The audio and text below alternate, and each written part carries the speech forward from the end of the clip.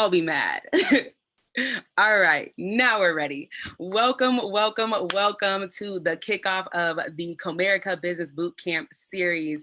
I am your host, A. Marco Blair, and I have my fellow co-host, Summer Fawcett with Comerica Bank. Thank you so much for being our sponsor, helping us put together this vision where we are bringing together nonprofit founders, professional service providers, as well as individuals from the corporate sector to really hone in on not just our skills, but how can we remain proactive during this time. For many of us, we know people who have been directly affected. Some of us have been affected ourselves by COVID-19, right? So COVID, we know, has affected communities across the globe. And so we're inviting founders to join us in this conversation, whereby Comerica Bank and Discover Her Worldwide are partnering together to lead women-owned nonprofit founders to build their organizations from a solid foundation. What this really looks like is being able to increase their profitability while being able to make significant impact in the lives of those they're called to lead. And so over the next 12 weeks, Comerica and I are going to be coming together to present to you a number of different work. Our first one, we're focusing on structuring your business for success. So you think you want a nonprofit. And here's the two key words that are in today's focus. So you think you want to start, and so you think you want to run. The reason why I wanted to make sure that we're putting both of them in here, several of the attendees are founders, meaning they have existing nonprofits. Others want to start a nonprofit. They want to be, they want to find a way to make impact in a social way. And so what that really looks like is it's super essential to make sure that you are laying a foundation for your business, because even a nonprofit is a business. And so you want to make sure that you are launching from a solid foundation. And so today it was only fitting to not just have some speaker talk about how to structure a nonprofit, how to put it together, but to bring a lawyer to the conversation, right? Because when we're talking about structuring your business correctly, this includes the legal structure, making sure that you are in compliance as a nonprofit, making sure that you have the board in order, making sure that there's all the elements that, or the components that are required for you to remain a 501c3 recognized by the IRS, that you are structured correctly. It's important to speak with a lawyer. And so I wanted to bring my good friend, Miss Lauren Morgan, who I call the wolf, and we may get into that story, maybe not, but nonetheless, I wanted to make sure we had that conversation. So without further ado, I will just go ahead and kick off the conversation with Miss Lauren. Thanks so much for coming. Thanks so much for having me. I'm honored to be here. I am so excited to talk about this. For those of you who don't know me, I am a business attorney, and I am very, very passionate about business. I only do business, only everything that touches business. So for-profit, nonprofit, that is all of my lane. And I get really excited about everything that touches that. So happy to be here today with you guys and talking more about nonprofit. Thank you so much. I'm excited. Awesome. So no, you're good. So I just want to ask you, so tell us a little bit about your background. Like, why did you first pursue law, and then specifically business law? What was in your experience that made you want to pursue business law? So I think I've always been very entrepreneur minded. I started my first business when I was 16 in college, and I actually wanted to do, I knew kind of business. I didn't know for sure until I went to law school. But essentially, in undergrad, I was going to major in business and accounting because I wanted to blend the two, because when you are running a business, your accounting is very important, and tax law is very, very essential to that. And for you to take advantage of how to the tax benefits for your business that comes in hand, right? So I did not end up majoring in accounting, though. That ended up switching out. Long story short, I ended up in law school, and after taking a lot of classes, it just made sense to me that my heart was business, and I had already been wired for business. I had just had a lot of administrative jobs where I worked with businesses. I'd done that. Essentially, it was just like I was created to do business. And so I knew personally that I was going to have, I owned my own businesses. I owned my own firm. And like I said, I started my first business at 16, and law is not the only business that I am a part of, right? I have another business that I have as well. And I know in the future, I want to have more businesses. So when I say that I am passionate and I really have a heart for business, I do. I believe it. So it only made sense for me to work closely with people who also are passionate about it. And that's why I named my firm Activated Law, because I want to help you activate the law to protect your passion in your business for what you're doing. That is key. So with that, what would you say is the biggest challenge that business owners or specifically nonprofits face when they come to you? What do you find it to be that challenge? I think it's a lot of stigmas out there with nonprofits, more so than for-profits. And the confusion that I have with a lot of my clients when I first meet them for their passion and their drive for doing their nonprofit, it starts with education. And I don't want to say miseducation, because I think all education is good. Even if it's bad, it's good because we can put it in the right perspective and you can learn from that education as well. So I think that is the biggest challenge and the biggest hurdle that I have to overcome with my clients when they first come in, is educating them on that nonprofit process. Just a couple of misconceptions are that nonprofits they don't make money. They make a lot of money. They make a lot of money. The only difference is at the end of the year, your accounting books have to read a certain way versus a for-profit. But essentially, you run exactly the same as a regular business, the exact same.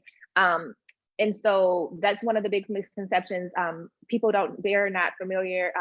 People just think, oh, I just have to get the tax exempt status, and that's all it is. And it's like, no, it's actually two portions of it. There's a state side of it, there's the federal side of it. You have to maintain both of these sides.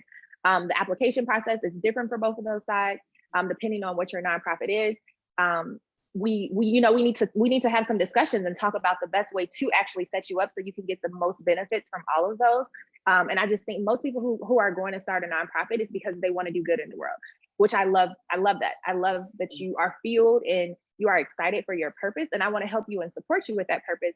But because of that, they just think that, I want to do good in the world, and I'm going to make an impact, and I have a purpose that I need to be a nonprofit, right? And sometimes I have discussions with people, and because of some of those many misconceptions, when we have those discussions, nonprofits aren't necessarily the best fit for the company. Yeah, that comes up sometime as well.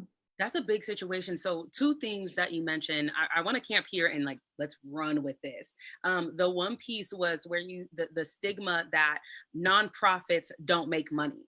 I've had to have that conversation with a lot of my clients as well. For those of you who are new to me, the space that I really navigate is helping nonprofits incorporate events into their business model, and then focusing on how to begin to establish partnerships, whether it be corporate partnerships, whether it be partnerships with other business owners. But that's my area of expertise. And so I see that question a lot, specifically with the nonprofits, is, I can't really make much money, or here's my cap, and I can't do X. So let's talk about that with the nonprofits, whether it's the ones here in Phoenix or just across the nation. What the nonprofits, how do I want to ask this? Why do you believe it is that people, nope, that's not the way I want to ask it. So the reality of it is people are struggling to actually generate revenue for their nonprofits. So what are a few ways that nonprofits can generate revenue? The same way for-profits do. And that's the misconception, right? People think that, oh, I can't sell stuff, I can't do things. And it's like, you actually can. You can have a product, you can sell t-shirts, you can have fundraisers, you can sell anything that a for-profit can do.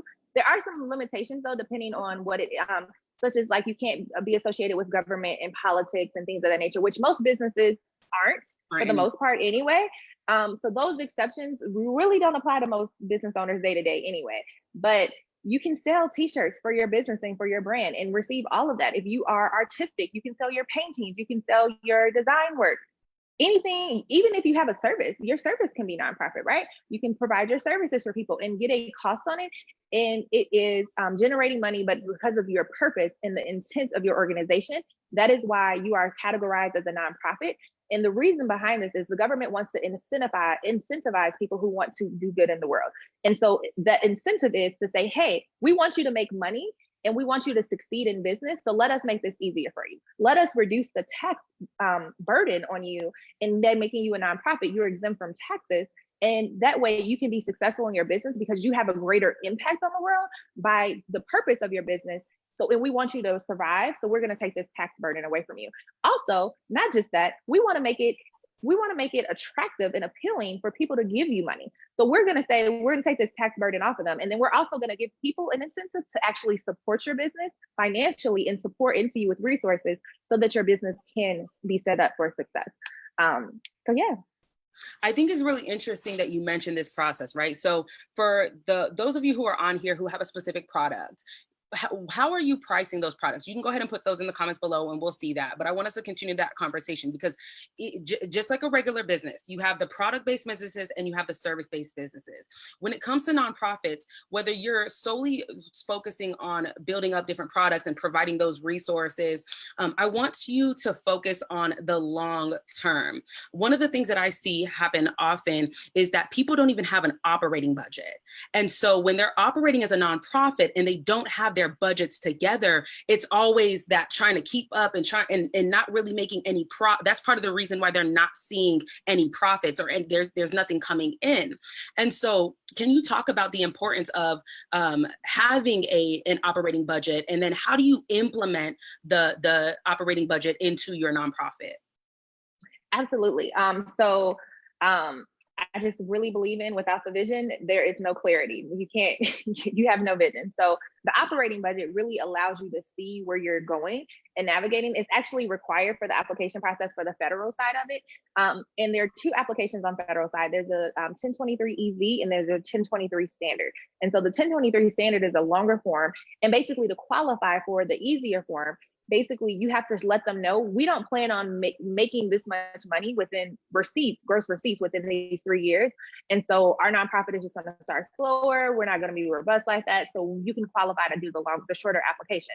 You need your operating expenses and you need to know where your business is going. You need to have a plan in place for how you're going to be fundraising, how you're going to be getting a profit in, so you can identify properly where you're going to stand as a nonprofit and how to register for your nonprofit, but also so you can survive day to day, right? So meeting with their accounting upfront, meeting with your team to see what resources you're going to need, right? Getting a plan for your systems and operations day to day. What is it going to cost for my CRM? What is it going to cost to employ someone or things like that?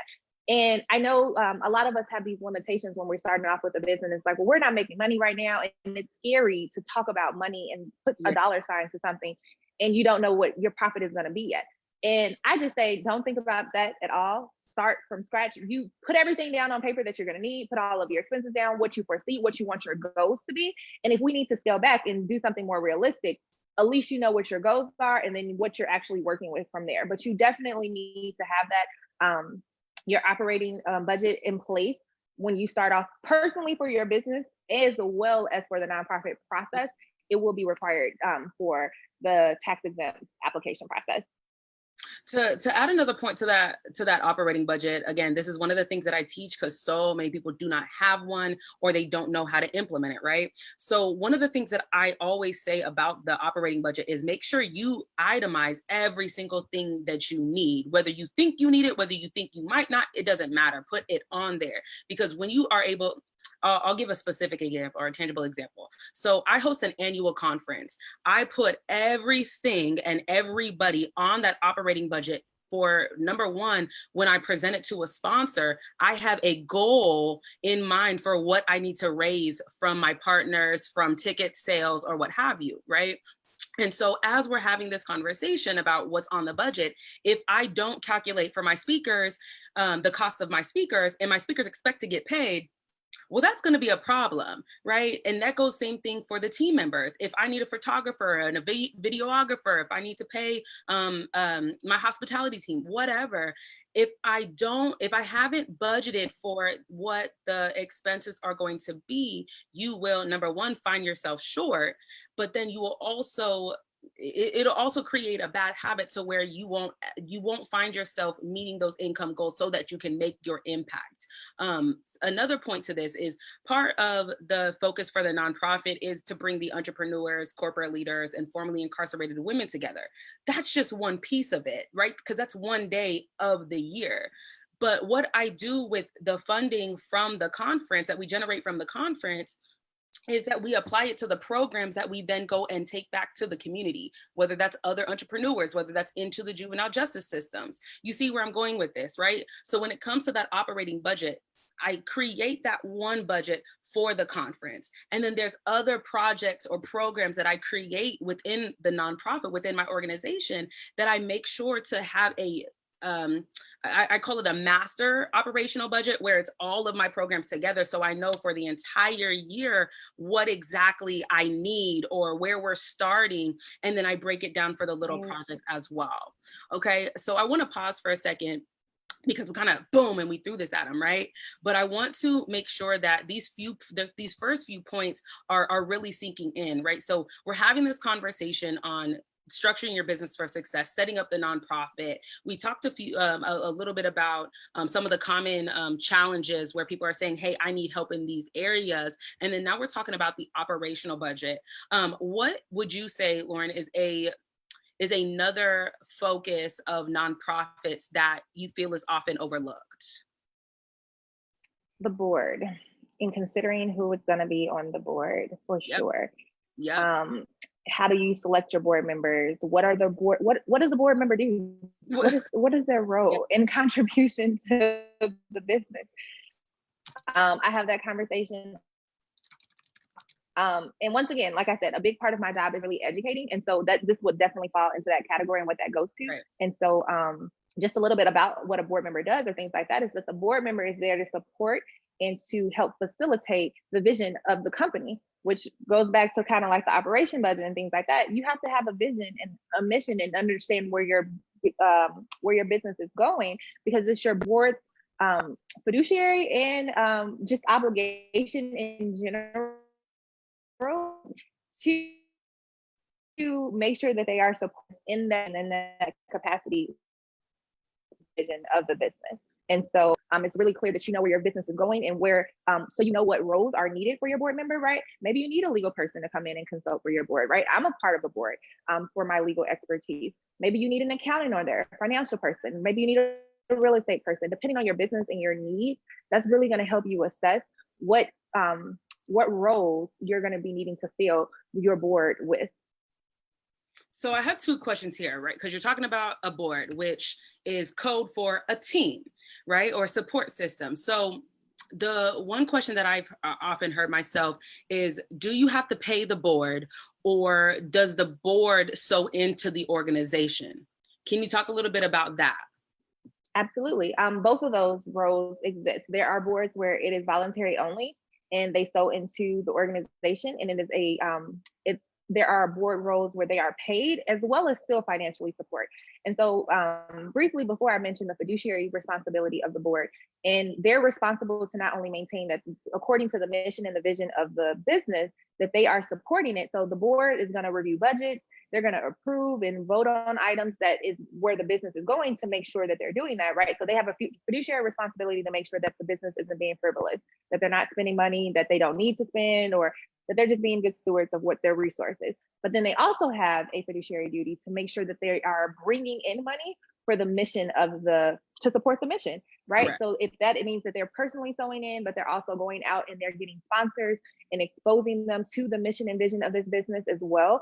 That is what a board member fiduciary role would be. And that goes for if they're voluntary, if they're paid, or if they're not paid. That's what their role is and what they're supposed to do, fiduciary. But it actually becomes, it's the business's decision if you're going to pay them or if you're not. And you keep that in mind, because you might not get the best talent necessarily if you aren't paying, but maybe you are, because they are passionate about your business, right?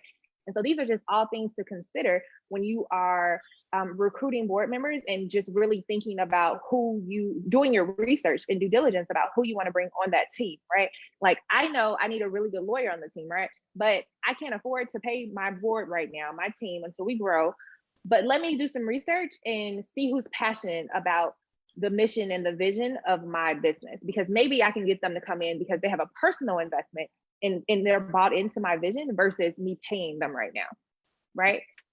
So I think those are some of the things that are important. We got Summer. Go ahead. Can you take yourself off? Yep, there you go. Mute. Yeah, and I wanted to just mention that on the corporate space, that makes a big difference. I mean, when you have a board and you're trying to put it together, you're trying to figure out who you can trust, because you don't want to share your financials with everybody and anybody, because you don't know what their real role is in pertaining to you. Just so you know, from a corporate perspective, we don't get paid to be on boards. We have to be on boards. And when a corporate person is on a board, money comes along with it.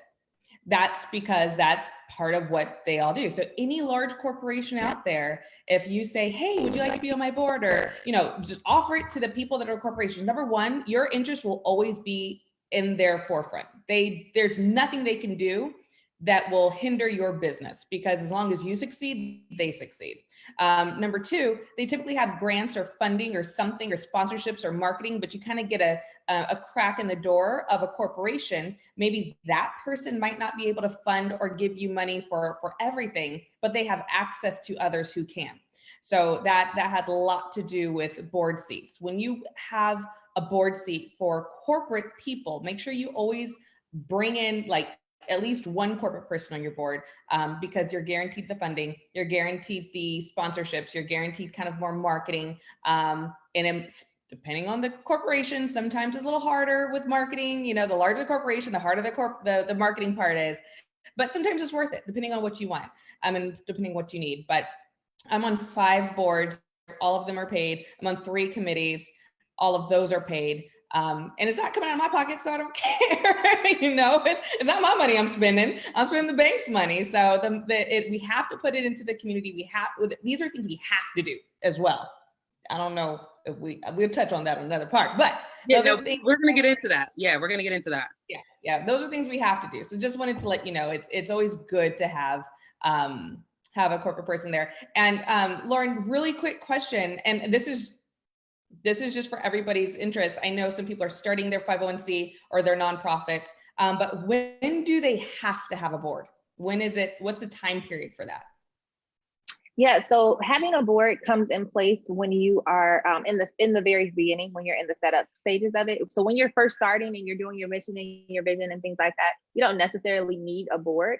Generally, when you bring on the board, they will approve that and just kind of set it in stone and get the foundation going. But when you do your article, so it's the state side and the federal side, as I was mentioning briefly before.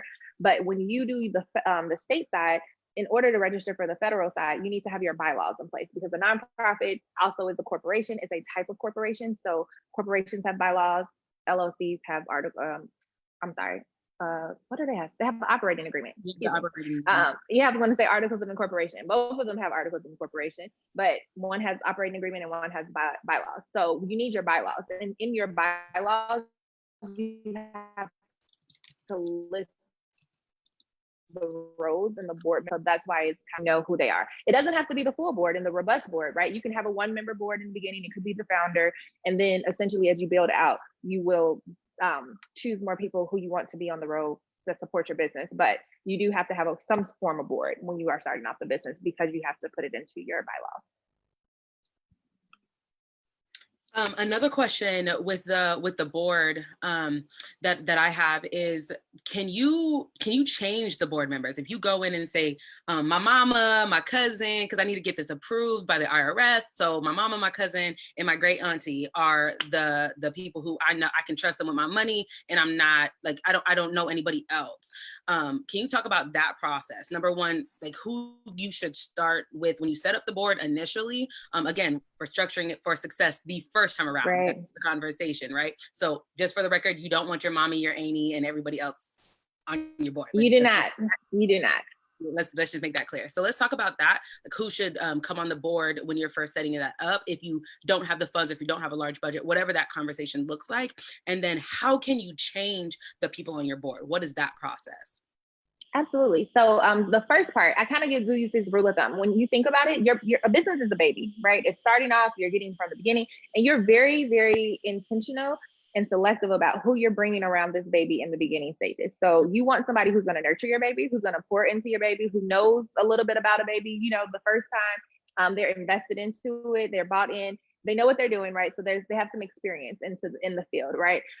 Expertise, right? Like you might not have been on a board before, but I know you're specialized in this specific field, and I need that expertise here. I want you to come on, right? I know that you're invested, passionate about the mission and the vision of our company. I need to be a little bit selective here because, to Summer's point, we want to make sure that what you're bringing, it's not just about you, but it's also the access and the visual that our business is going to get through you. Who else you're bringing to the table, or who else is coming to the table through you as well.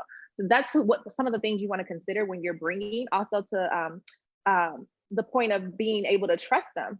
Can I trust you with my financial things like that? Very, very important. The board member will sign, when they sign those bylaws, they sign the fiduciary duty as well, which kind of shifts me into the second point of how do you change your board if necessary and needed. So when you go through the bylaws process, you will actually list out those minimum requirements for your board. So sometimes people have age minimums, right? They must be 16, or 18 is usually the minimum age, but sometimes they don't have a minimum at all, and 16 is okay. That they must live in the state. So you can, you have your choice as to what you want these options to be. They don't have to be those, but just giving you guys some examples.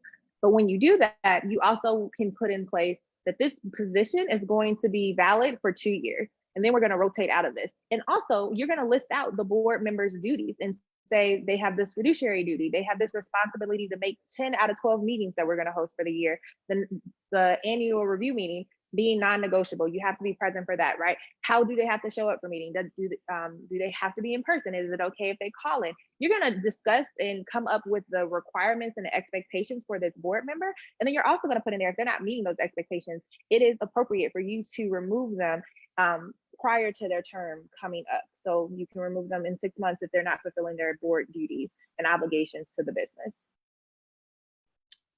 Perfect. And so I want to also share that, or just drive this point home, and then we'll transition from the board conversation. But one of the main things that you want to look at when it comes to the board is this is your team. And that's why I mentioned that earlier. And I want to address this in two ways. So starting to build my nonprofit more over the last year, 2 years, I really started focusing on partnerships first. I wanted to nurture the relationships with the people who I would want to eventually bring on as my board members. Number one, I wanted them to get to know me, my personality, or do we fuse together? That's really important, because again, we are going to be making decisions together, because board members have to vote on things. I want to know who they are. What are they passionate about? Do they care about juvenile justice system, or do they think that the first time you commit a mistake or an act of a crime or whatever the case is, do they think they should be locked up and thrown away the key? Those people cannot sit on my board, right?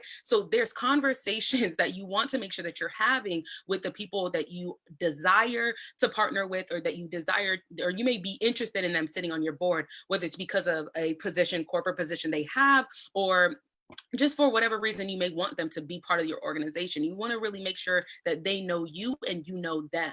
One of the main things that I also point out is the importance of my team members have to be able to communicate what I do the way I would if I'm not in the room.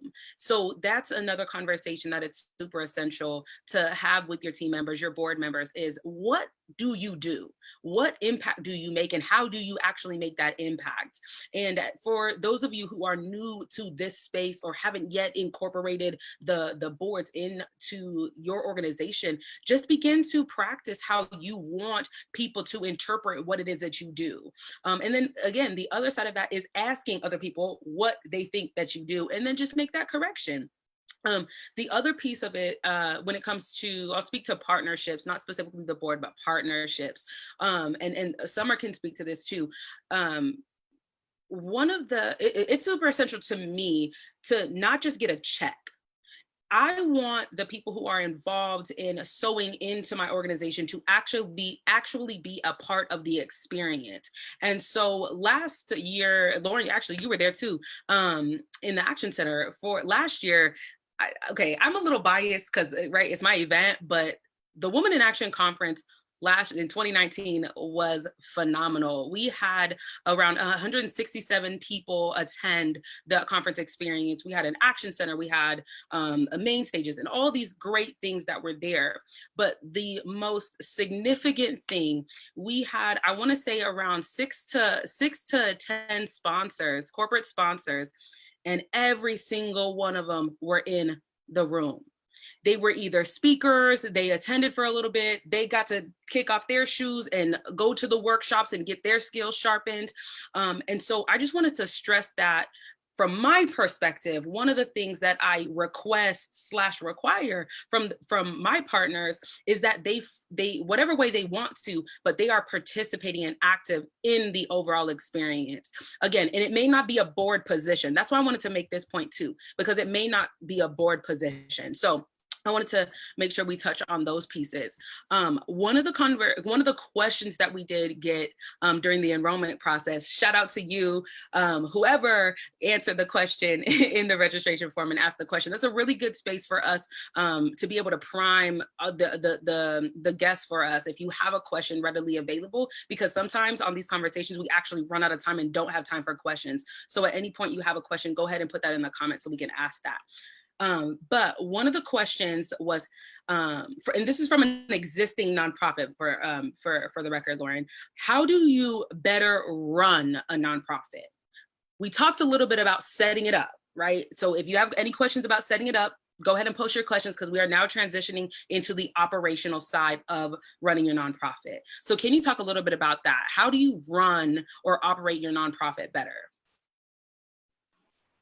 Yeah, I think this is really good too. I think it starts with the mindset, right? Like people generally understand and get how to run a business, right? Like there has to be some type of product or service, and there has to be some type of income. You need your systems and your operational things.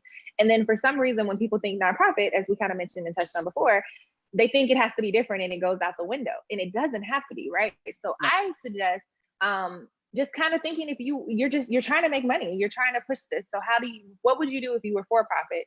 And do the same thing as a nonprofit, but essentially also make sure that you have a business mentor or people out there who have established business and have been successful with it, building that team, right? That partnership with people. Network is everything. And there is no reason, life lessons in life happen and you're gonna go through it, but you can prevent and avoid some of that by partnering with someone else who's already been through it and has the wisdom to pour back into you and share you and get you through that.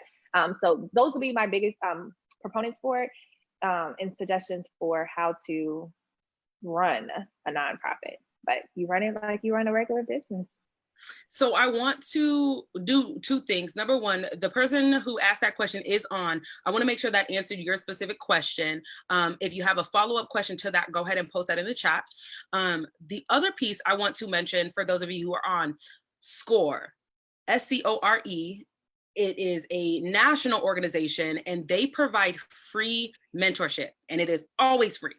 And if you have a question and then 3 months later you have another question and 6 months later you have another question, it is still free. And majority of the volunteers for SCORE, they are retired business owners. And we're talking about people who have retired from Fortune 500 companies, Fortune 1000. We're talking about people who've run their own businesses successfully, if I can even talk properly. We are talking about people who have been navigating the nonprofit as well as the for-profit space, people who served on boards, people who are looking to serve on boards. So I cannot stress enough to make a point to learn a little bit about SCORE, and I'll go ahead and just post the link here so that you can gain access to them, because they are a very viable resource. And I know public libraries also have a lot of free courses or trainings, workshops, if you will, where some of us just need a refresher. I will, if you know anything about me, I am a big proponent on education. Again, Lauren teaches education, same thing in my space, and Summer as well. You have to be willing to learn and acknowledge what you don't know. And be willing to allow other people to speak into your business or speak into your professional life. And the reason why I say this is because I didn't do that. I didn't do that in the beginning. And I went to the school of hard knocks, figuring things out along the way.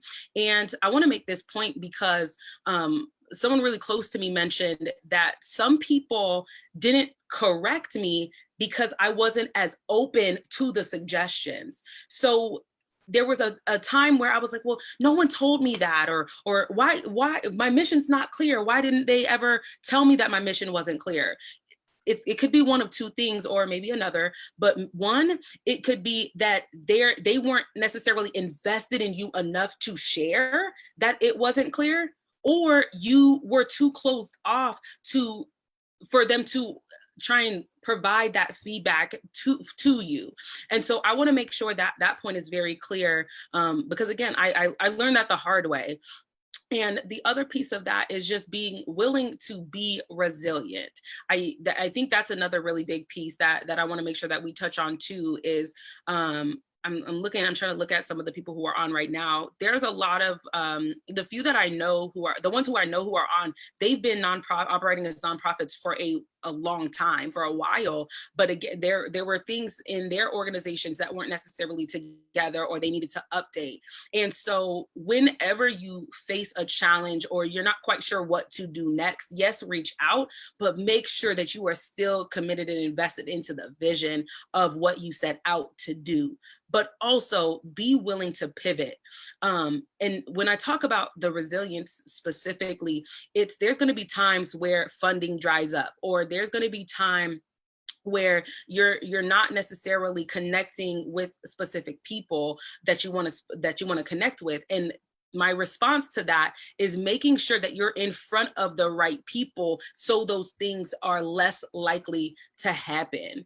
And again, this can go to the conversation of running your business, running your nonprofit as a business. So that's the conversation around marketing and making sure that you are exposing what it is that you do or want to do to the right people.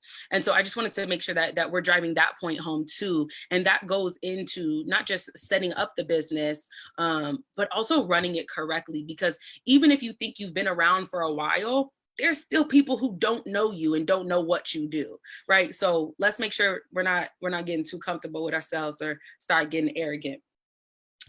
Yeah, because again, it'll show, and you'll end up reaping those. You'll end up seeing that experience. But nonetheless, there's always ways to bounce back and continue to make your impact. Another question that came about was looking at how to focus on making sure that you're making your impact to the people you're supposed to serve. Can either you, Summer, or Lauren, can you talk a little bit about that? Really making sure that whatever vision or mission you set, that you're really finding ways to make that impact. Can you talk a little bit about that? Uh-oh. Sorry. Okay, I can talk on it. That is highly important. And the reason why making sure that your impact for the people that you serve is visual. You can pivot, you can create a new business for a completely different scenario. But when you set up your nonprofit and you say, I want to serve this group of people, you need to stick with that group of people. Because when you start needing funding, and we say, oh yeah, I'm going to go to you because I know you deal with women. And you're like, no, I deal with kids today. I'm like, wait a minute, like I need women. So it all depends on who you want to serve. And that's how you're known.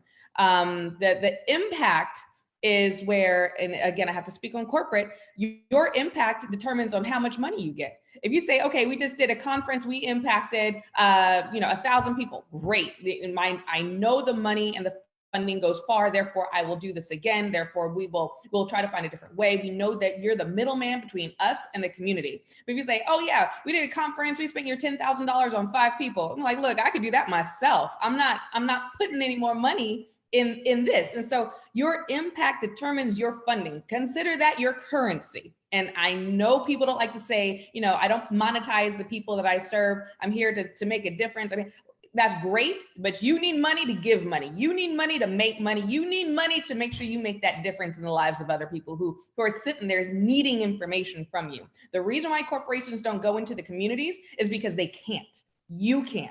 So when you do your job well, we continue to support who you are and what you do. But if you don't know who you're impacting, we don't know who you're impacting. Therefore, we will not put a dime into your company until that is very clear, because that is also, regulated by the government. So you think that it's small and it's monotonous and maybe you have to track a little bit more. I don't care. Do it. The more numbers, the better. Yeah. Because this way, so when Margot gets finished, I report this information to my corporate office. My corporate office puts it in a nice little bow in a pretty package and sends it over to the government, and it's regulated. So based on what she gives me, she tells me how many people were there, how many people viewed it later, how many people were in an LMI community, how many people are mothers and women and all this other stuff, and the marketing piece and the flyers, all that is necessary. So make sure your impact is true amongst all your levels of your business. And that's my point on it. Mic drop.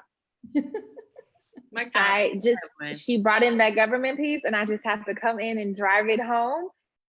Legally, to be compliant with that and the funds that you're giving, remember the government is giving you an incentive because of the purpose and the impact that your business is making, right?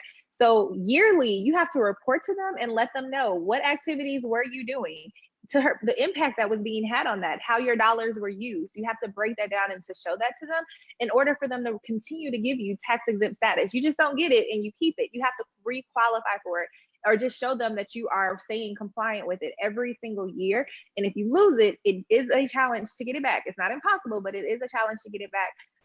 And they do random audits and things like that. So you just want to make sure you're compliant.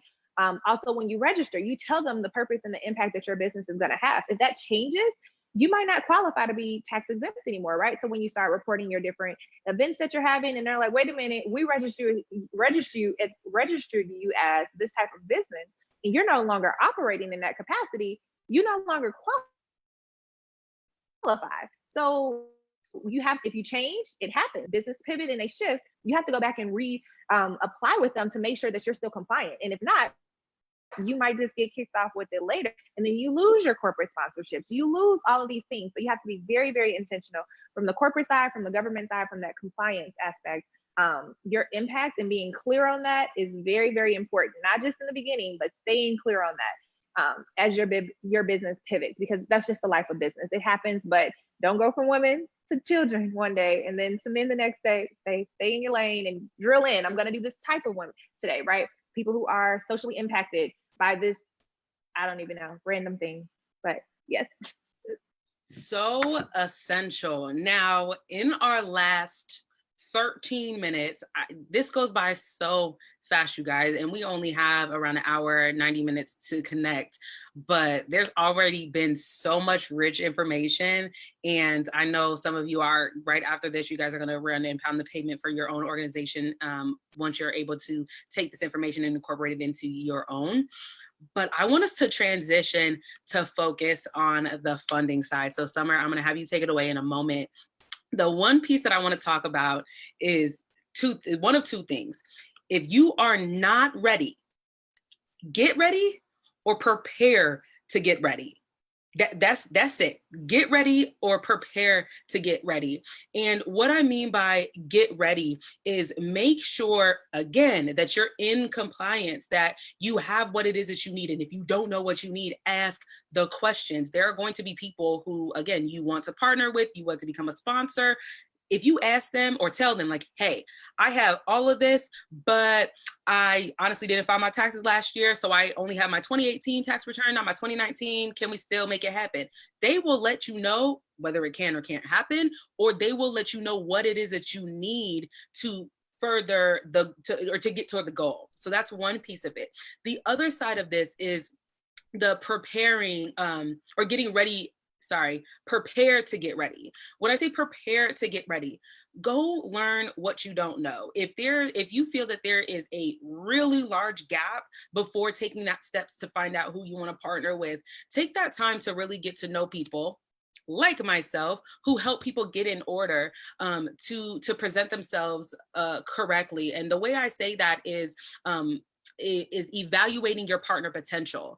And what I mean by evaluating your partner potential, again, it goes back to, are you in compliance? But it's also, what are you looking to gain from that partnership or that sponsorship? Who do you want to connect with? And then, do your missions align?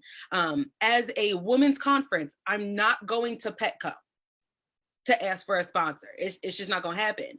Even if they would give it to me, even if I know a friend who works there, the missions don't align.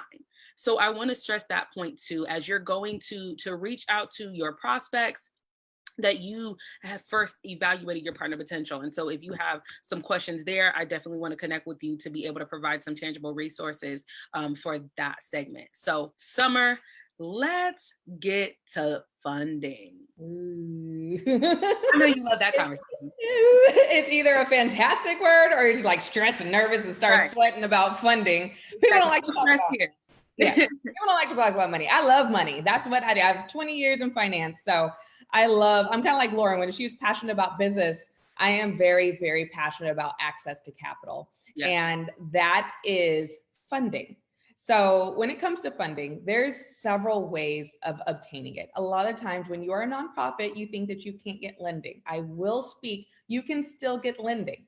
Make sure that you have your books proper. And Lauren, you tell me if I'm wrong, but you need a CPA. Like, you need somebody, if this is not what you do, and it's not what I do, you need someone to tell you, okay, yes, you're a nonprofit, you can do that. Nope, you can't support, a blackjack table. You can't do certain things as a nonprofit. You need somebody to tell you, yeah, it's okay to go ahead. Nope, don't go left. Yep, go right. Keep going straight. So somebody keep you on your path so you don't make all these random decisions that will destroy your nonprofit.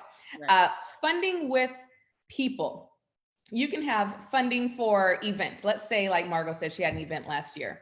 And we talked, and I don't know if anybody was on one of our previous conversations, but we talked for a minute, I think like 8 months. Like, our relationship was started at Urban League, and then it just, kind of blossomed from there. And I looked at her and I was like, okay, she's a little rough around the edges, but she got something because she was rough. She was rough. She was like on coffee or something. She was talking a mile a minute, but I heard her and I was like, that's like, there's something about you that I dig. There's something about you that I'm interested in. And that's that relationship.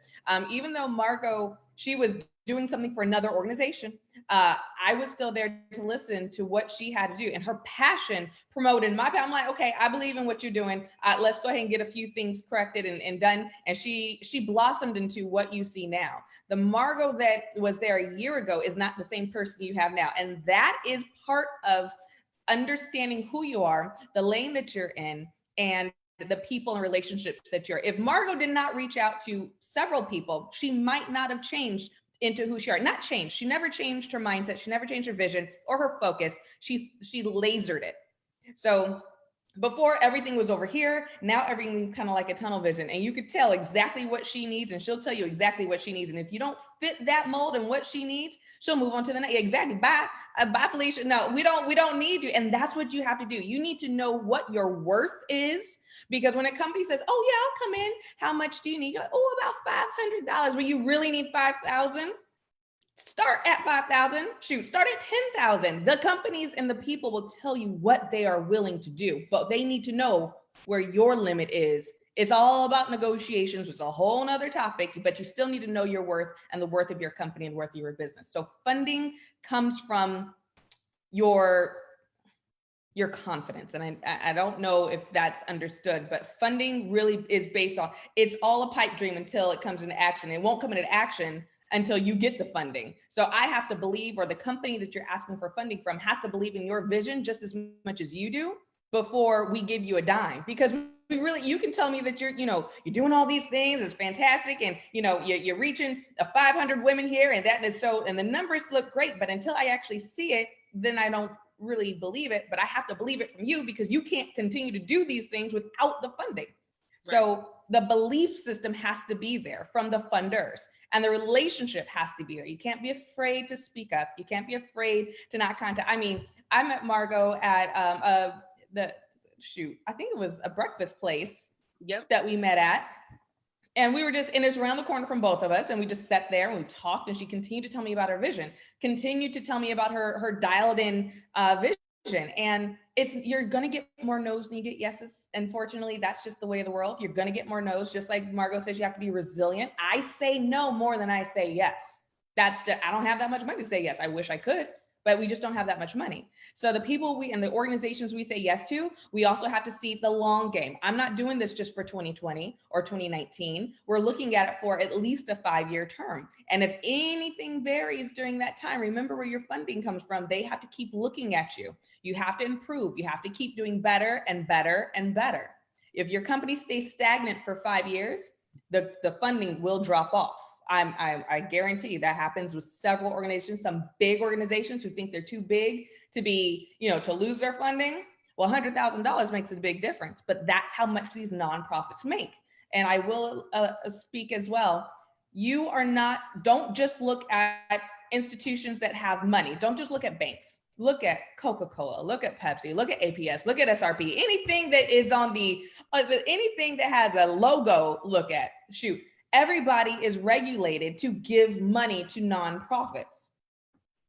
It is what it is. It's just that simple. You have memberships. You have so many different things, but continue to run your business as a business. Educate yourself as a business owner who happens to run a nonprofit. And I think your funding will continue and increase, especially during this time, especially if you're Black. I don't care what they say. Right now, Black people got it on point. You'll get your funding. No, that was totally on point. I want to speak to two things. When she says rough. And the funny thing about this is the time we sat down, I was just like stressed, and I was just like, okay, Summer, like this is what I'm going through, blah blah blah blah, and I was just really running my mouth. Here's the funny thing: I didn't know I was sitting across from my sponsor at the time. I was just telling her, like, I have this vision and I'm like super committed. Like, this is what happened last year, and it ain't gonna happen again. And I was so committed to executing and making sure the vision that I had in my mind came to fruition. And one of the things that was keeping me from that vision was funding. And so, like I said, I was just super transparent. And I mean, I wasn't an oversharer. I shared, I would share what was necessary. And I made it sure that it was in the frame or the scope of event, never mind, I'm not even going to take it anywhere else than that, but I remained in the scope of the vision and the focus of the event. And the beautiful piece of that was, I'm gonna see what I can do. There was no, I'm gonna promise you this, I'm gonna make sure this happens. It was, I'm gonna see what I can do. And here's the thing for those of you who are in a place where you have not seen 5-figure sponsorships. I'm going to keep this 100% real with me. Again, for those of you who know me, I when I speak to the truth, I will tell you my story and I will share the dirt, because I want you to really understand that you have to trust your process. You have to understand and see to see your vision, but you have to be willing to take your time for in the long game. And for me, I hadn't seen I hadn't really seen funding. I had been funding and pulling stuff out of my own pocket. Like that's the reality of it. And I know several of you who are listening and tuning in, not just live with us here on Zoom, but on Facebook and then later on YouTube. Stop using your money. Stop it now. And I mean this because you have so many, you are directly connected to the people who can and would want to fund your event. I want to go back to something I mentioned earlier. Some of these people don't even know what you do. Some of these people may not even know that you have a nonprofit. A few years ago, when I was in the personal development space, I was having events so often, people weren't coming because they didn't know which one was for me, but then they didn't ask. I just thought people didn't care what I was doing. these people wanted to come, they wanted to participate, but I had this event for women and this event for girls, and I was doing this for the college, and I was doing this for the high school, and I was promoting every single speaking engagement. So people were just lost in what I was doing. And so when we speak, all three of us have said this, when you get your vision, hone in there. If you are selling houses on the side, sell houses on a different platform. If you do nails on a different platform. Do whatever it is that you want to do, but make sure when it comes to your organization that you are driving the mission all the way and that you can speak to it like this. I can tell you, I mean, you heard it in the beginning, but I can tell you exactly what it is that I do. And I speak differently. If I'm just having a casual conversation with a friend, I have a nonprofit. If they ask questions, I'll give them more. I'm not going to give them the full pitch. And Summer and I have a feeling about that word, but nonetheless, I'm not going to give them the full pitch or that elevator conversation.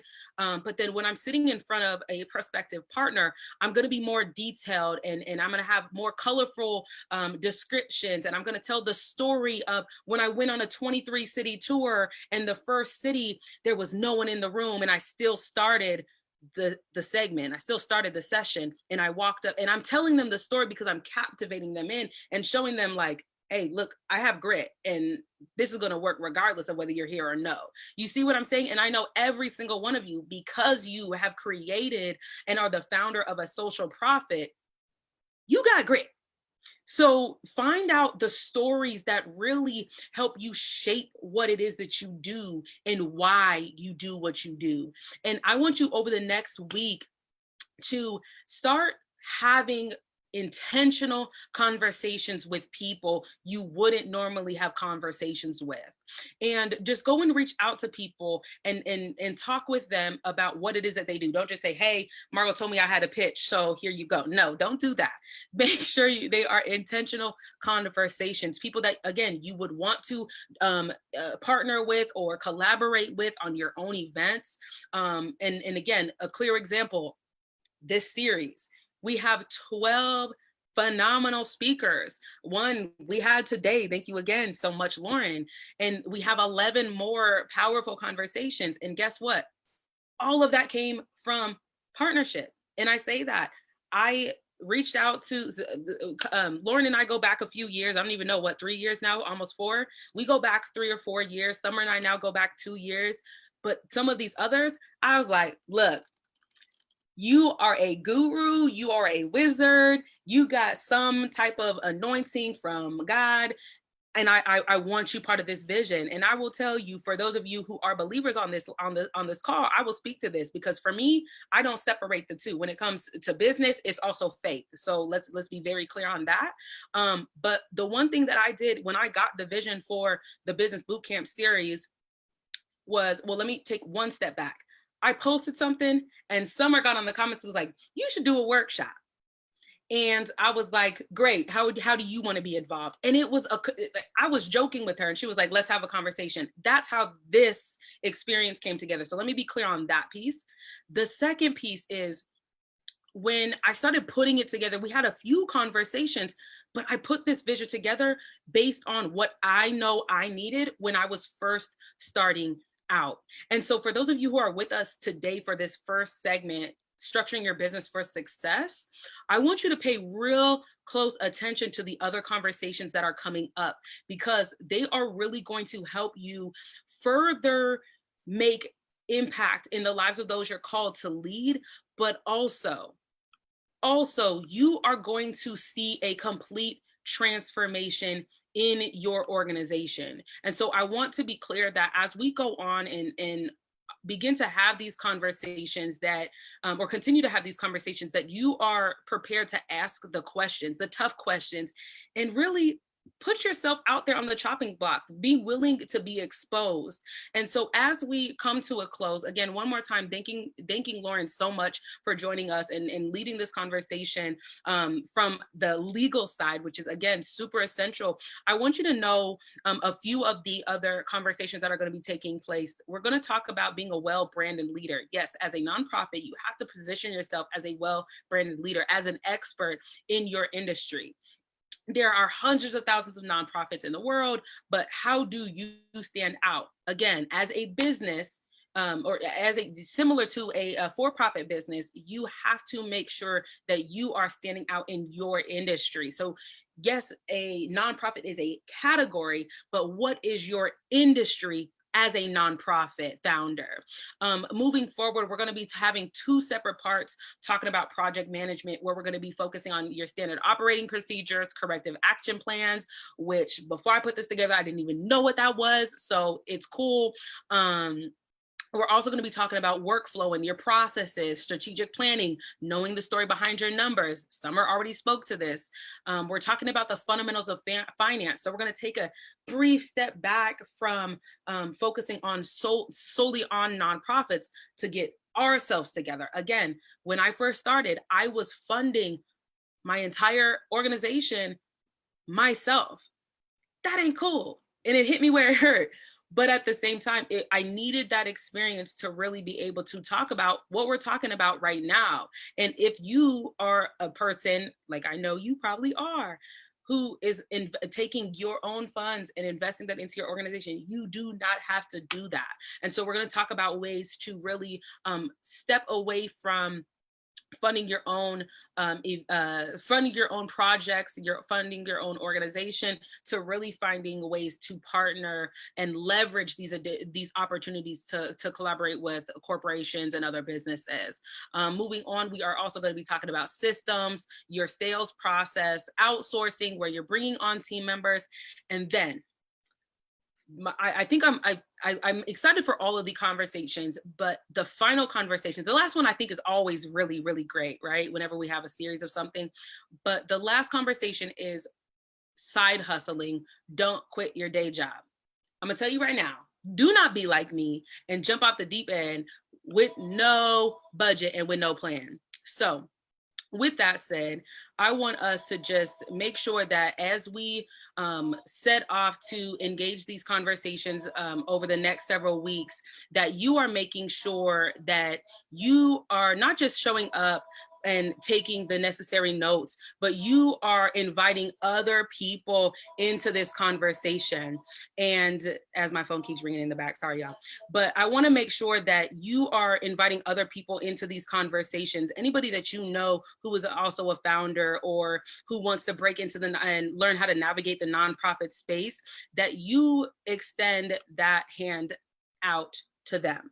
Understand, or the hand up to them. I want to make sure to drive this point home, that everything that we're doing through the Comerica Business Bootcamp series is that we are offering hand ups to other people who may not have the resource or think that they don't have access to this information. We are providing it for you. And so again, we just thank each and every single one of you who have joined us today. And we look forward to connecting with you very, very soon. Okay, so make sure you take notes, make sure that any quotables that you got, go ahead and post those to your social media, tag us in it, tag Discover Her Worldwide, Activated Law, which is Lauren's, Summer, you can go ahead and tag Summer, Fawcett, or Comerica, and just let us know. We're gonna have a follow-up email coming to you all. And for those of you who are registered, if you didn't register, we still want to know what your experience was from this first topic. So go ahead and in the comment section, if you're watching us on Facebook, if you are watching us on YouTube, go ahead and post in the comment section what your major takeaway from this experience was. And again, we thank you so much for joining us, and we look forward to seeing you next week when we have a conversation on being a well-branded leader. Thanks so much, everyone. Take care.